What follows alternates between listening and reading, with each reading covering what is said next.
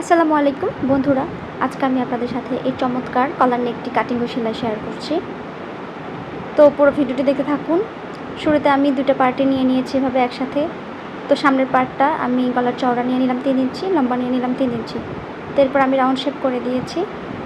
তো এখন আমি এখানে কাটিং করে নিচ্ছি রাউন্ড শেপটি। তো আমি দুটো গলা একসাথে কেটে নেব।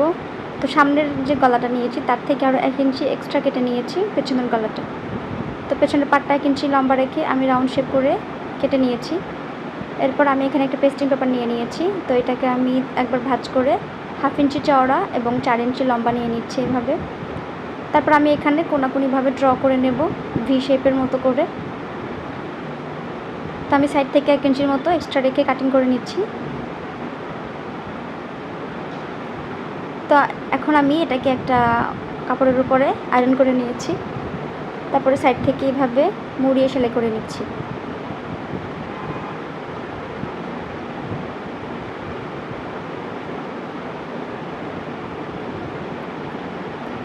তো আমি মাঝখান বরাবর এখন এভাবে কাটিং করে নেব একবার ভাঁজ করে। তারপরে জামার ঠিক মিডল পয়েন্ট বরাবর আমি রেখে এটাকে সেলাই করে দিচ্ছি। তো এখন আমি ভেতর থেকে কাটিং করে দিচ্ছি। তারপর কোনাটাকে ভালো করে কেটে নিতে হবে।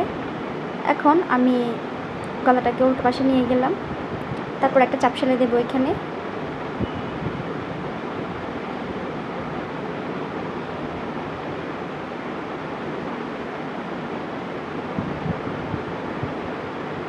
তো এ পর্যন্ত আমার গলাটা সেলাই হয়ে গেছে। এখন আমি পেছনের পাটটাকে সামনের পাটের উপরে রেখে শোল্ডারটাকে জয়েন করে দেব। তো আমি এভাবে শোল্ডার জয়েন করে নিচ্ছি।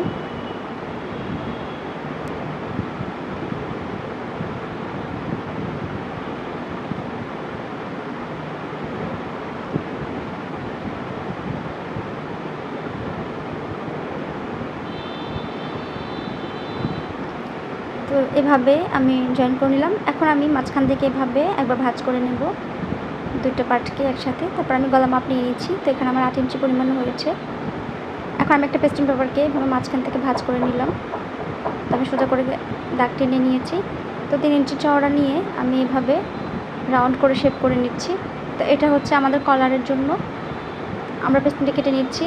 তো এখন আমি গলার মাপটা নিয়ে নিব। তো আমার এখানে 8 ইঞ্চি পরিমাণ হয়েছিল। তো আমি এখানে মার্ক করে নিলাম। এরপরে আমি 1 ইঞ্চি থেকে 1 সুতা কম অনুযায়ী রেখে এভাবে মার্ক করে নিচ্ছি। তো আমি ভালো মতো ড্র করে নিচ্ছি।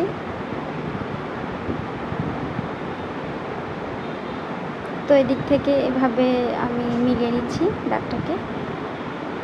তো আমার ড্র করা শেষ। এখন আমি কেটে নিচ্ছি।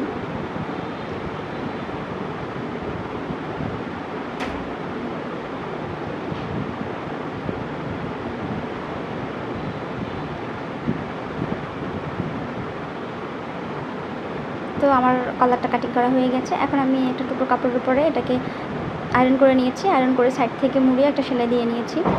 তো এখন আমি আরও একটা টুকরো কাপড় নিয়েছি, সেটার উপরে এটাকে রেখে তো এভাবে আমি সেলাই করে নিচ্ছি মাঝখান থেকে। তো রাউন্ড যে অংশটা আছে ওই অংশটার মধ্যে আমি সেলাইটা করছি।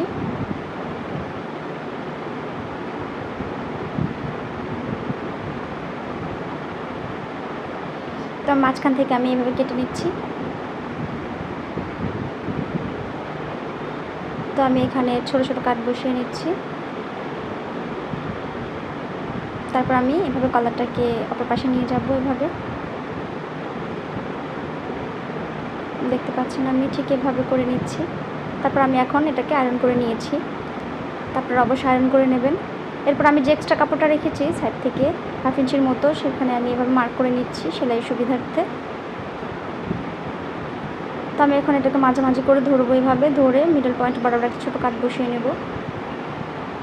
তো এরপর আমি জামার মিডল পয়েন্ট বরাবর এভাবে মার্ক করে নিয়েছি। তারপরে জামাটাকে উল্টো পাশে রাখবো, কলারটাকে সোজা সাইডে রাখবো, রেখে এভাবে মাঝখান থেকে সেলাই দেওয়া শুরু করব। তো প্রথমে এক পাশটা এইভাবে সেলাই করব। তো এই সেলাইটা দিতে হবে খুবই ধীরে ধীরে, কোনো প্রকার টানাটানি করা যাবে না, তাহলে কলারটা দেখা যাবে বড় ছোট হয়ে গেছে। দেখতে পাচ্ছেন আমি খুব আস্তে আস্তে সেলাইটা দিচ্ছি।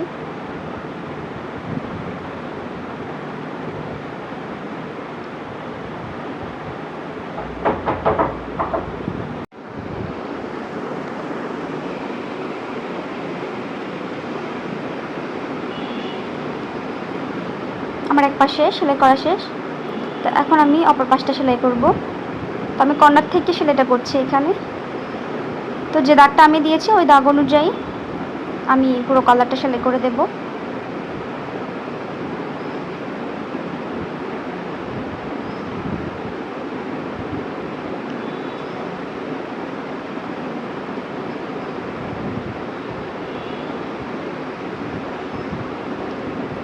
তো আমার সেলাইটা দেওয়া হয়ে গেছে, দেখতে পাচ্ছেন।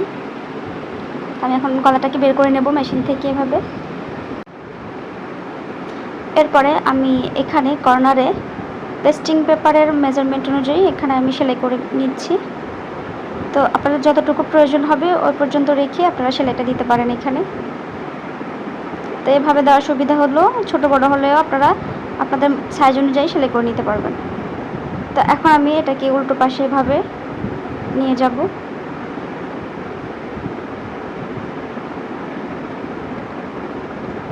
তো আমি কর্নারের যে কাপড়টা ছিল এক্সট্রা সেটা কেটে নিয়েছি, এতে করে উল্টাতে খুবই সুবিধা হবে।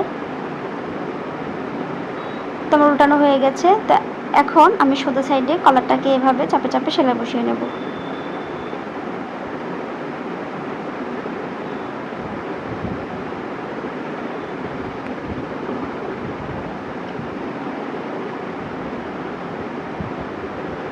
তো আপনারা যদি আমার পুরো ভিডিওটি মনোযোগ দিয়ে দেখেন তাহলে আপনারা খুব সহজে এই চমৎকার গলার ডিজাইনটি তৈরি করতে পারবেন।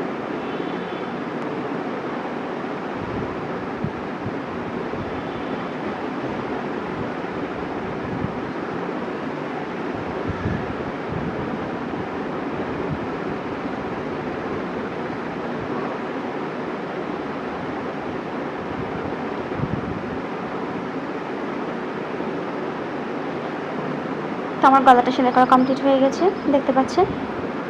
তো ভিডিওটি কেমন লাগলো অবশ্যই কমেন্ট করে জানাবেন। লাইক কমেন্ট শেয়ার করতে ভুলবেন না, আর আমার চ্যানেলটি সাবস্ক্রাইব করে দেবেন।